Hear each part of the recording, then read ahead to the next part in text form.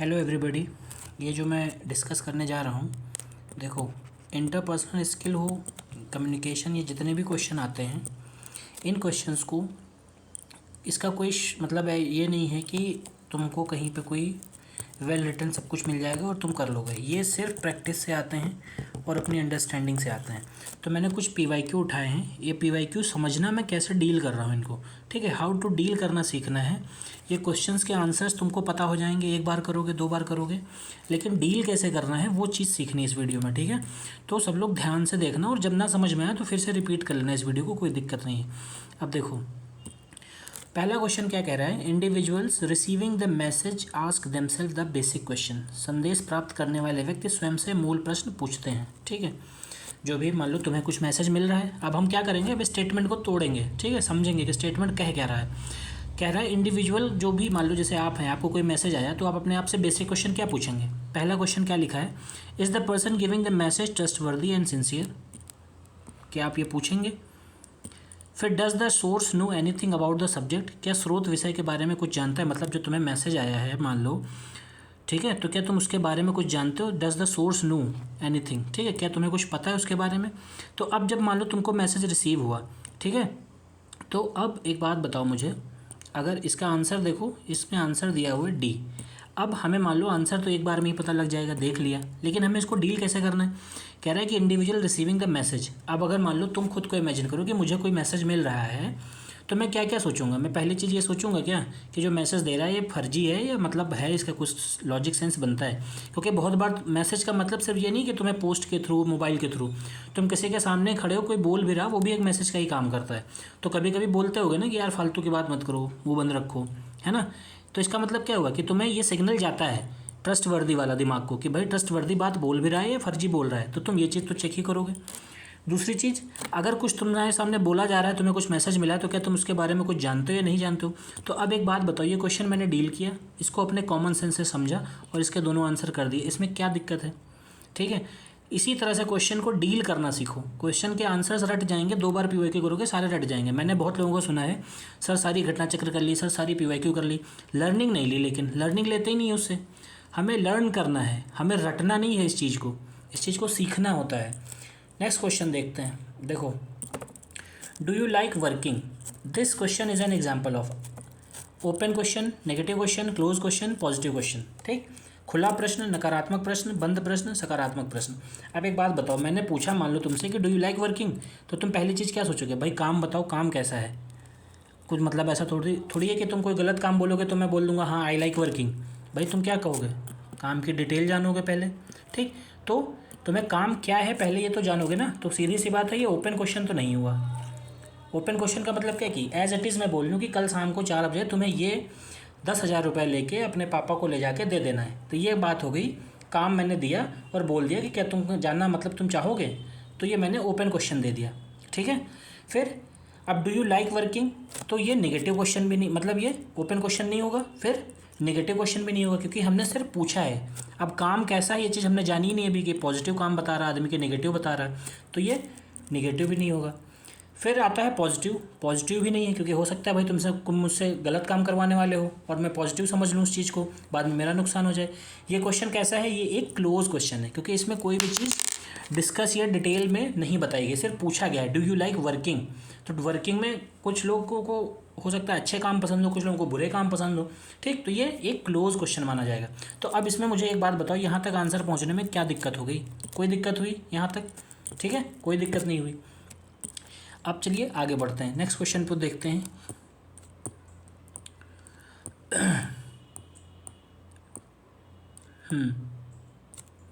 चलो,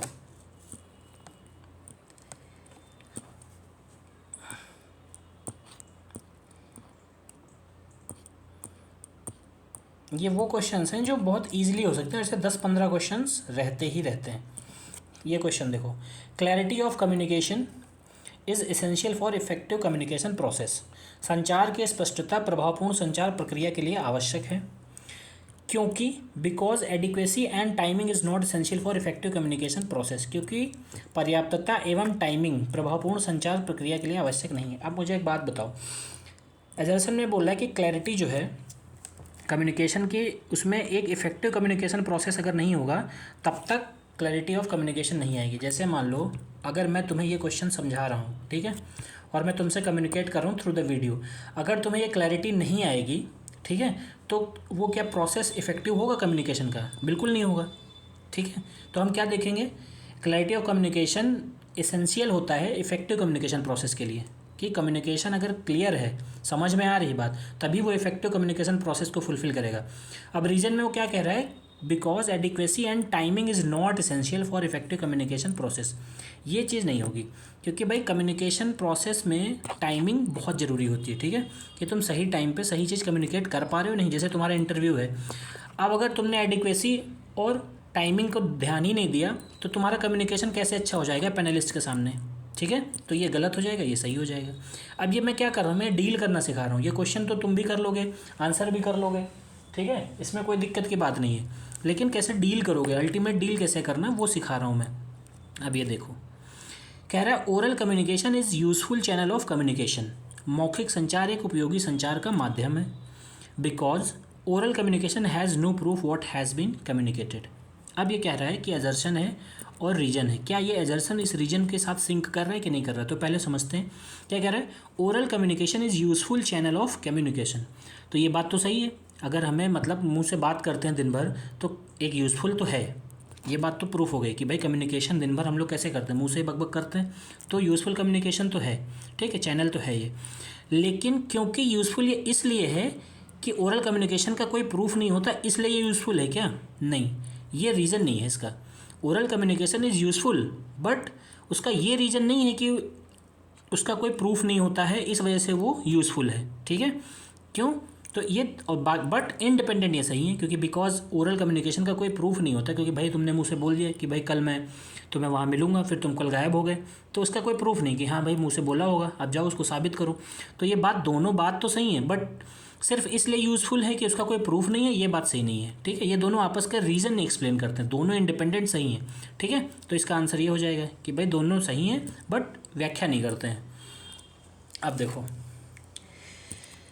विच one of the following is not a type of informal communication network. निम्नलिखित में से कौन सी एक प्रणाली अनौपचारिक संचार नेटवर्क का प्रकार नहीं है? मतलब ये कह रहा है कि इनफॉर्मल कम्युनिकेशन नेटवर्क का टाइप नहीं है।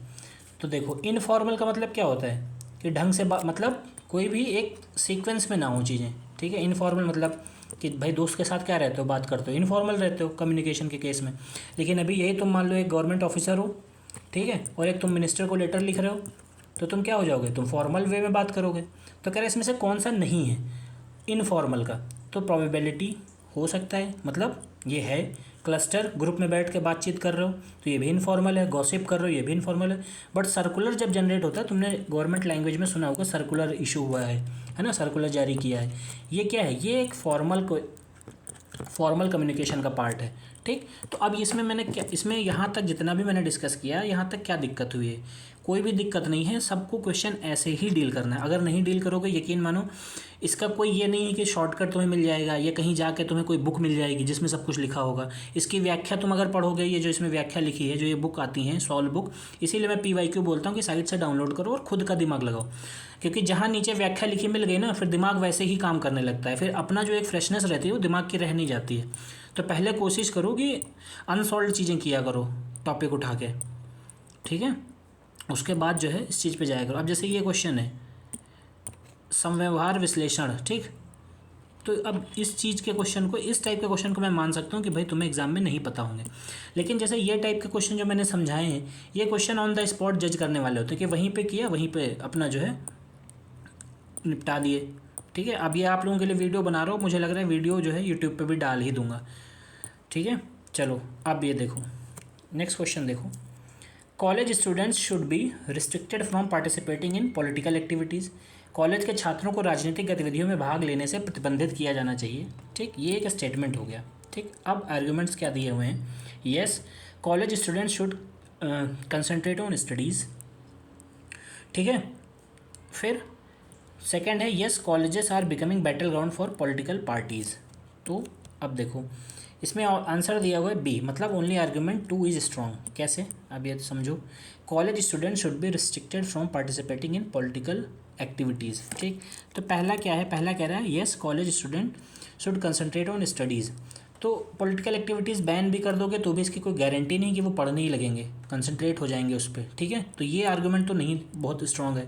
भाई किसी कॉलेज में पॉलिटिकल एक्टिविटीज़ हो रही हैं तो मान लो उसको बंद करा दोगे कि तुम सोचो कि पढ़ाई होने लगेगी, तो इसकी गारंटी तो नहीं है।